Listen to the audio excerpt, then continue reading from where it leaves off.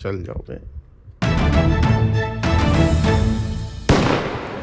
नमस्कार दोस्तों, स्वागत है आपका point blank by Ajit Bharti के 19वें एपिसोड में। आइए आरंभ करते हैं। जंतर मंतर पर तिलचट्टा नरेश और उनके दाहिने एवं बाएं के कोषद्वय एवं अधोजटा केशधारी प्रवक्ताओं के साथ 2.2 करोड़ के इंस्टा फॉलोअर्स भी दिखे। प्रातः स्मरणीय श्री अजीत भारती जी।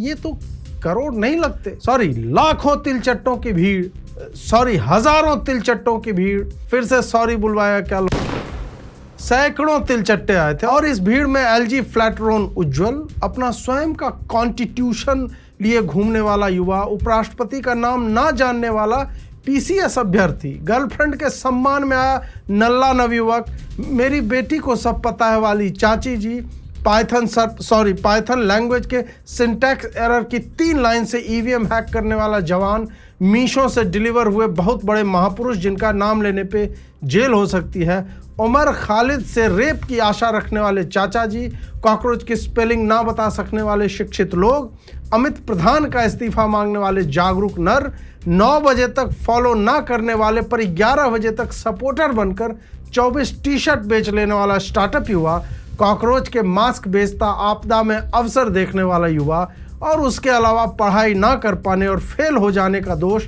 सिस्टम पर फेंकते हुए बहुत सारे युवा इस मेले में सम्मिलित हुए थे। पर ऐसे स्वघोषित भगत सिंह 2 घंटे में ही कान के पीछे से उतरते घाम को गांव की दरार के जल डमरू मध्य में पहुंचने से भीगे टी शर्ट के भीतर के स्तंभित हो चुके चुचकों के साथ अनियंत्रित होकर हिलने लगे। बाबू, क्रांति ऐसे नहीं आती।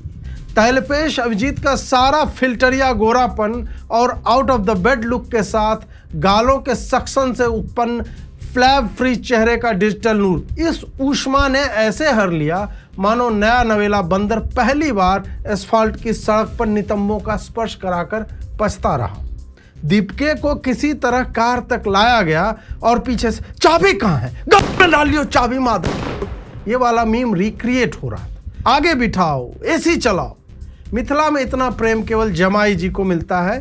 छोटा साला बेचारा लोटा लेकर के जीजा जी के साथ खेत की आड़ पे चलता हुआ मेहमान जी को नित्य क्रिया से निवृत्त कराने ऐसे ही जाता है। उधर बेचारे सौरभ दास जी ने किसी निर्धन व्यक्ति को 150 देकर पंखा झलने को कहा। गोरे हैं, छाती के बाल तक हटवा लेते हैं कि गालों से फिसलता प्रेम वक्ष के केशों में उलझे बिना कटी प्रदेश से उतरता सीधे वहीं पहुंच जाए जहां सूर्य की रश्मियां नहीं पहुंच पाती। 5 लोगों के बीच वैसे ही क्रांति समझा रहे हैं जैसे पंच लाइट का छड़ीदार महिलाओं के समूह को कहता था, रास्ते में सन्न सन्न बोलता था पंच लाइट। अजीत जी, यहाँ तो पुरुष है, कन्या तो है नहीं। भाई उज्जवल और हर्ष को देखा है आपने? आपके प्यार में हम संवरने लगे, इसकी धुन से लेके जय भीम सारे मिलके बोलो जय भीम। इस पर बिहार से विलुप्ति के कगार पर खड़े पारंपरिक लौंडा नाच का उत्कृष्ट प्रदर्शन करके लहरिया लूटने वाले विजेता दहिया भी पहुंचे थे। लोगों ने उन्हें अनगिनत आक्षेपों और गालियों से अलंकृत किया। उनका कहना है कि ब्राह्मण उन्हें नाचने नहीं देते, जबकि हम कहते तुम आओ नाचो, शर्ट फाड़ लो, गदराई तोन दिखाओ, उस पर सितारे बांध करके बेली डांस थोड़ा सा कर दो, मैं ब्राह्मणों से पूरा ऑडिटोरियम भर दूंगा। भाई ऐसे मत बोलो, हम लोग कला के बहुत बड़े प्रशंसक हैं। तुम्हारी लचक देखकर तो मैं तुम्हारे शारीरिक और वैचारिक बौनेपन को भी इग्नोर कर दूंगा।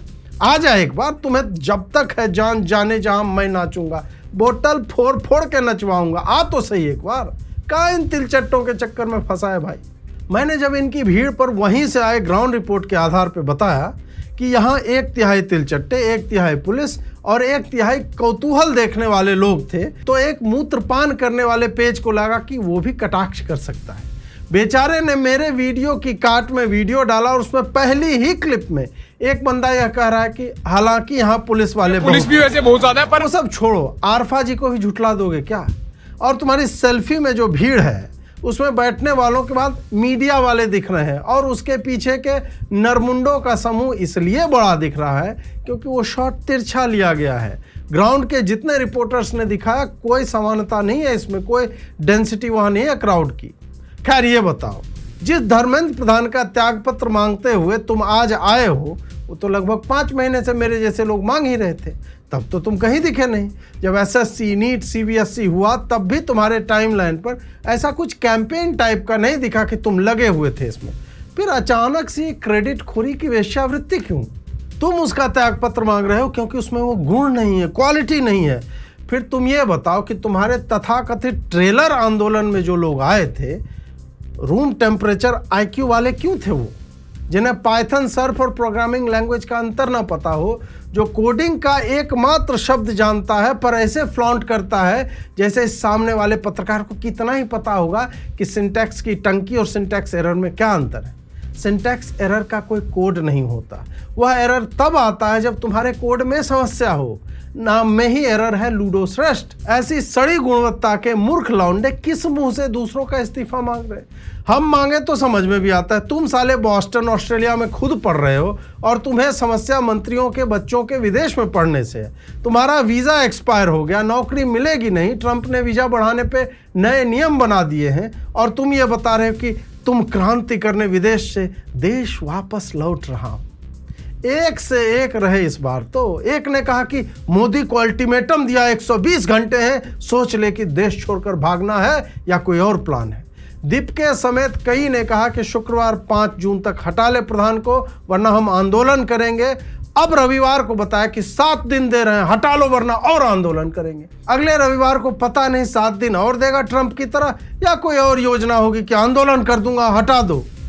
कुछ भी नहीं है आगे तुम्हारे से लेकर आंखों में काजल, बालों में गजरा, गाल दोनों गुलगुल्ला के प्रतिनिधि लौंडों की भीड़ जो लौंडिया बनने को उतारू है। मैं अनपढ़ हूं पहले ही बता दिया, मैं तो ऐसे ही चला आया से लेकर एक क्रांति से दूसरे क्रांति तक भटकने वाले चिरकुटों तक ऐसे आंदोलन चितरा के झटके में उड़ जाते हैं और बचता है उन विद्यार्थियों के हाथ में ठेंगा जिन्होंने स्वयं अपने हाथों में वह कार्य लिया जिसका दायित्व तो हम बड़ों पर था। उन्होंने साइट हैक करके समस्याएं बताई, वीडियो बनाए, पीआर स्टंट की आलोचना की और अपने अधिकार के लिए लड़ते रहे। दीपके बेरोजगार है, इसको आप ही फिर से कहीं एडजस्ट करेगी। आप माने आम आदमी पार्टी, जैसे सिसोदिया ने पहले किया था। इनके हर व्यक्ति का इतिहास एक ऐसी पार्टी से है जिन्होंने केवल ठगी की है। भारत में आंदोलन ऐसे नल्लों की अंतिम शरण स्थली है क्योंकि आंदोलन से पैसा आता है, सेक्स भी आता है, थोड़ा बहुत प्रसिद्धि आती है और कभी कभी तो 1-2 राज्य भी हाथ में आ जाते हैं। अनुमति न मिलने की आशा में सत्ता की चूल्हे हिलाने को उद्यत वामपंथियों को जब अनुमति मिल गई तो सारी क्रांति 3 घंटे में घुस गई। ये तो प्रेस कॉन्फ्रेंस में डींग हाँक रहे थे कि ये क्या बात हुई, 10 से 5 आओ, प्रोटेस्ट करो और जाओ। भाई 3 बजे तेरी हवा निकल गई, तू 5 बजे तक टिक कहाँ पाया?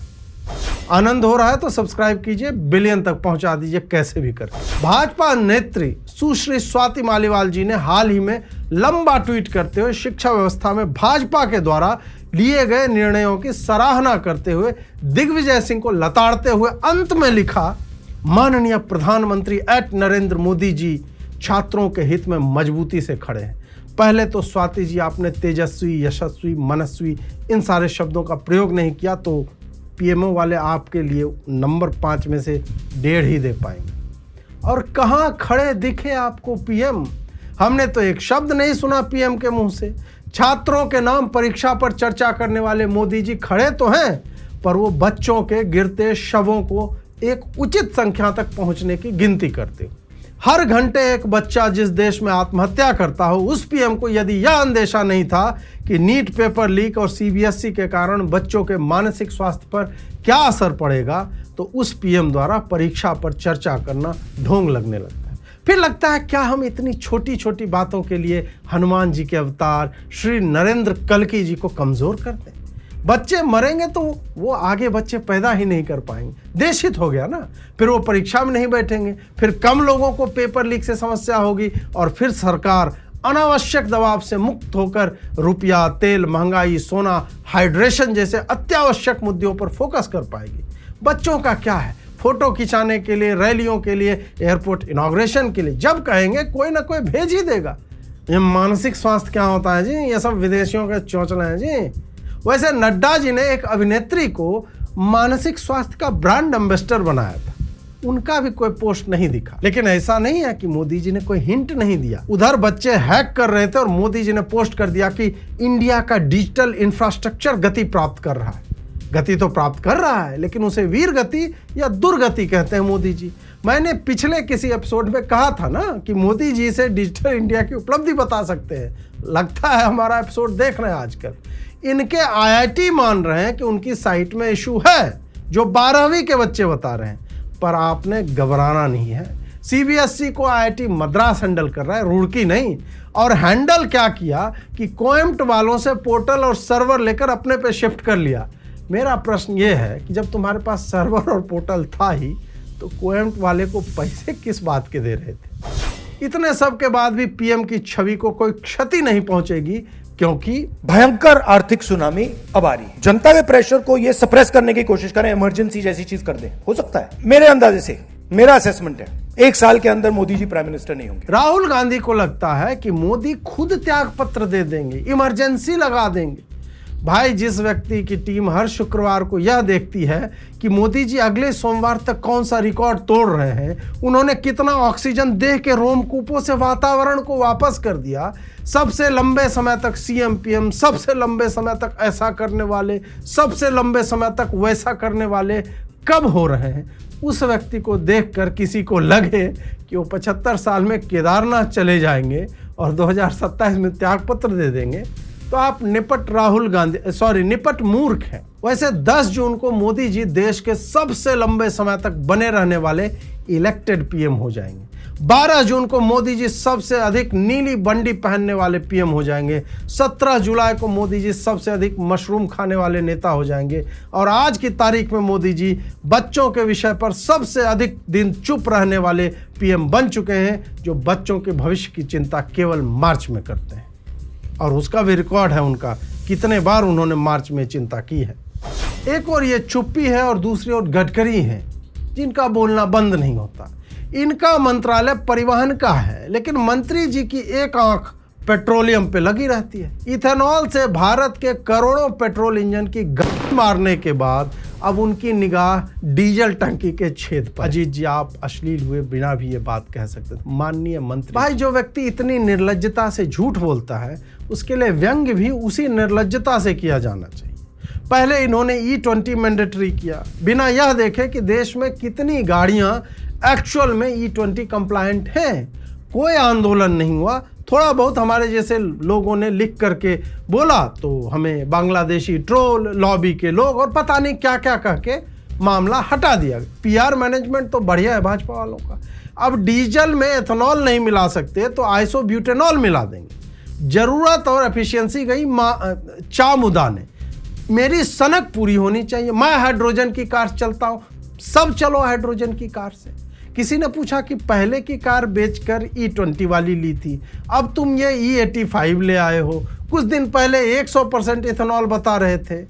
मंत्री लोग तुरंत इन बातों पे देश हित, पर्यावरण का ठेका और क्लीन एनर्जी जैसे ज्ञान के साथ अब तो अन्नदाता है, ऊर्जादाता, ऐसी उत्कृष्ट बकचोदी कर रहे हैं। जिस नीति को लागू करने में ब्राजील ने 1976 में सोचना आरंभ किया, 1993 में पूरी तरह से लागू कर पाया, 2003 में जब फ्लेक्स फ्यूल गाड़ियां आने लगी तब 20 से 25% ब्लेंड पे पहुंचा। वहीं भारत में बिना किसी तैयारी के हर पेट्रोल पंप पर बिना उपभोक्ताओं को पूर्ण जानकारी दिए, बिना किसी जागरूकता अभियान के इसे E20 में बदल दिया, जबकि केवल अप्रैल 2023 के बाद निर्मित सभी गाड़ियां ही पूर्ण रूप से E20 कंपैटिबल है। इससे पहले की गाड़ियां गडकरी जी के आशीर्वाद से चलती हैं। तुम झूठ को सच लिख दो, अखबार तुम्हारा है, लेकिन YouTube से हम पेलते रहेंगे। फैजल खान के कोचिंग सेंटर पर स्वयं गार्ड से गोली चलवाने और झूठ बोलने के बाद FIR हो गई, लेकिन थाना नहीं जा रहे। आप इस वीडियो को देखिए और बताइए कि राजा टाइप का आदमी जो इस टाइप से चलता है वो पुलिस से अरेस्ट हो पाएगा? ये ऑरा देखकर मुझे तो शाहरुख शेख की याद आ गई। तोंद भी वैसी ही है और गनर वनर रखे हुए जलवा काट रहा आदमी। जब बवाल हो गया तब पटना प्रशासन को याद आया कि अरे साला, इस आदमी के कोचिंग हॉस्पिटल का तो फायर ऑडिट भी सही नहीं है, सील कर देंगे।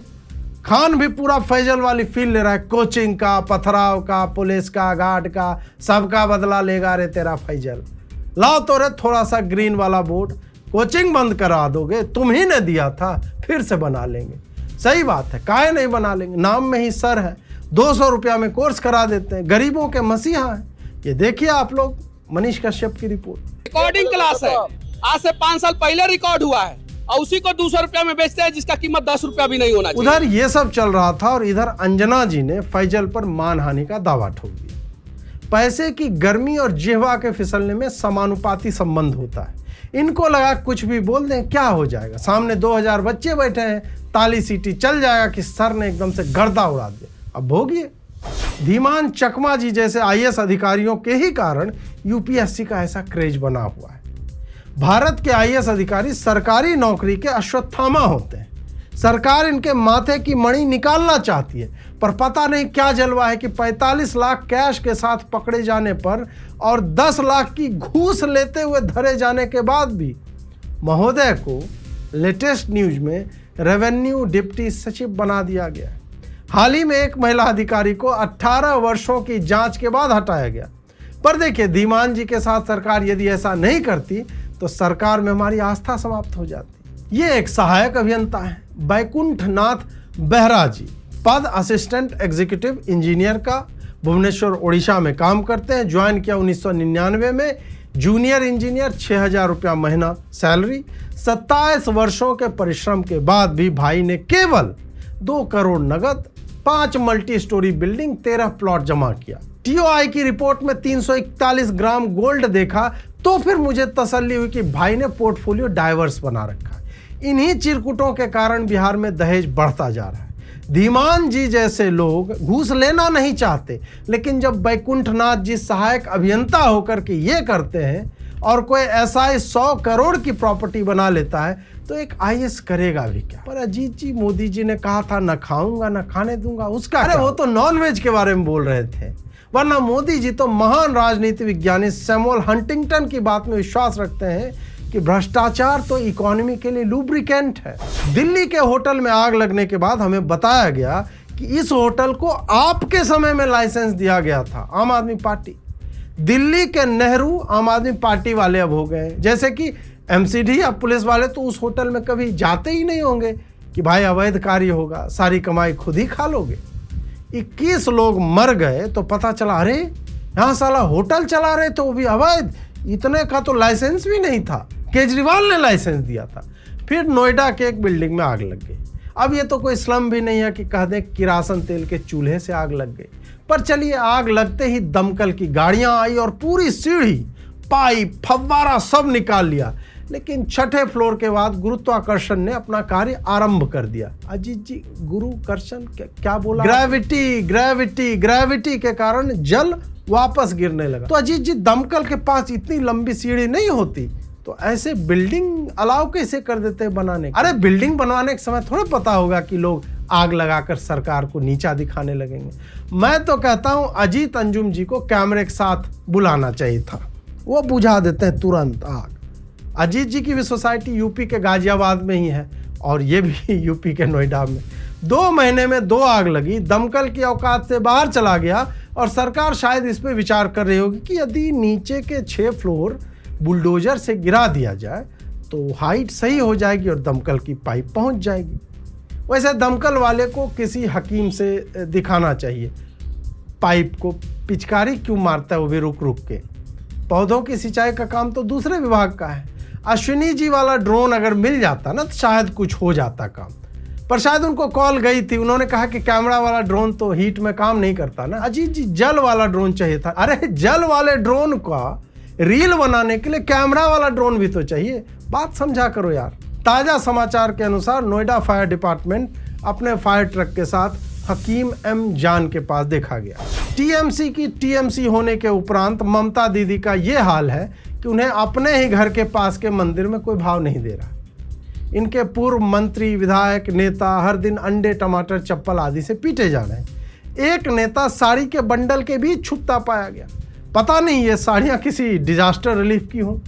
एक भाई को नया हेयर कट दिया गया जो फीफा विश्व कप में ट्रेंड न बन जाए और मेसी, रोनाल्डो ऐसा न करते दिखे। चप्पलों की माला तक पहना दी। एक जगह तो पुलिस पहले से ही हेलमेट लेकर गए थे कि साले अंडे तो मारेंगे ही, जबकि पुलिस को बर्तन लेकर के जाना चाहिए। बाद में प्याज मिर्च डालकर ऑमलेट तो बन जाएगा। शुभेंदु अधिकारी ने बताया कि 3 लाख लौंडे लक्ष्मी भंडार का लाभ ले रहे थे बंगाल में। बंगाल हमेशा दुनिया को लीड करता रहा है। हमें नहीं पता था कि आइडेंटिफाइंग एज वुमेन की संख्या बंगाल में इतनी अधिक हो जाए। अपने 60 विधायक और 20 सांसदों को लगभग खोने की स्थिति देखते हुए महुआ मोइत्रा जी ने कहा कि वो अपनी पार्टी नहीं खोने वाली, ममता जी ने जब टीएमसी बना ली तो एक नई पार्टी भी बना सकती है। महुआ जी, लज्जा नहीं है आपको? इस आयु में उनके सूखे हाथ, थरथराते पांव और कांतिहीन हो चुके मुंह को नहीं देखा आपने? आप अभी भी उनसे ही पार्टी बनवाओ। उनमें आपकी तरह एनर्जी थोड़ी बची है कि सब काम ममता जी ही करेंगी तो आप क्या करेंगे? वैसे मैं ये नहीं सोच पा रहा हूँ कि ऋतुव्रता बनर्जी ने जो 60 विधायक लिए और 20 सांसदों के जो लुप्त होने की चर्चा, वो लोग किस पार्टी में जाएंगे? आप लोग को पता हो तो कमेंट में बताइएगा। वहीं अभिषेक बनर्जी के इस स्टार्टअप मॉडल पर सरकार ने बुलडोजर चलाने की बात कह दी है। नहीं कही है तो कह देंगे, या क्या पता चल ही चुका हो, क्योंकि बंगाल में भाजपा वाले अपना बुलडोजर लेकर भी नगर निगम का काम कर रहे थे जीतने के बाद। वहाँ मोदी जी यूनिकॉर्न गिनते रहते हैं कि हर दिन एक बन रहा है या पता नहीं हर घंटे, और यहाँ बंगाल में सफल ओयो स्तर का $1 बिलियन स्टार्टअप रेल की खाली प्लेटफॉर्म पे बनवाया हुआ है और कोई पूछ ही नहीं। मुझे यह जानने में रुचि है कि क्या अभिषेक बनर्जी सर इन झुग्गियों की भी सेवाएं लिया करते थे? थार के शीशे पर भाई ने ईंट मार करके सेलिब्रेट कर दिया और पीछे गाना बज रहा था कुछ ठाठ बाट और जाट होने को लेकर। फिर मुझे लगा कि ठीक ही होगा, क्योंकि थार लेने के बाद सामान्य आदमी में भी परिवर्तन आ जाते हैं, ये तो फिर भी असामान्य ही लग रहा है। तब ये दूसरा वीडियो भी देखा, वही भाई लग रहा है, नहीं तो इनका ही कोई भाई होगा। पिछली में महिलाएं अति प्रसन्न थी, जबकि मेरी माँ तो सीधा चप्पल मारती ऐसा करने पर। और ये एनफील्ड शोरूम वाला सोच रहा है कि भाई जल्दी जा, नहीं तो विशेष विवेक वालों के लिए जो संस्था होती है ना, वो ना आ जाए लेने के लिए। हाल ही में बिहार के बक्सर में एक पुल के उद्घाटनोपरांत कुछ सीमेंट आदि उखड़ गया थोड़ा सा। सरकार ने ऐलान किया कि पुल के उस खंड में जिस श्रमिक ने सीमेंट में बालू गिट्टी के साथ जल मिलाया था उसको फांसी दे दी जाए और पुल बनाने वाली कंपनी को पुरस्कृत किया जाए जिसने ऐसे कामचोर श्रमिकों के भ्रष्टाचरण को उल्लेखित किया है। ऐसे ही किसी पुल को चेक करने हमारा युवा पत्रकार गया और उसके साथ ये हो गया। पूत मांगे गईनी, भतार गंवा के आईनी। फ्री में मिलते प्रोटीन को लेकर देश में खराब व्यवस्था चल पड़ी है। हाल ही में पोषक आहार के आटे में छोटा सांप मिल गया। यह पैकेट गर्भवती स्त्री के लिए था। एक और सरकार जहां गर्भवती महिलाओं को लाइव प्रोटीन पहुंचाने के लिए ऐसे विकल्प तैयार कर रही है, वहीं लोग इसे गलत मान रहे हैं। क्या होगा इस देश का? कहां जा रहा है ये समाज? मटेरियल तो और भी था, लेकिन अब समापन करते हैं, मिलते हैं अगले एपिसोड में।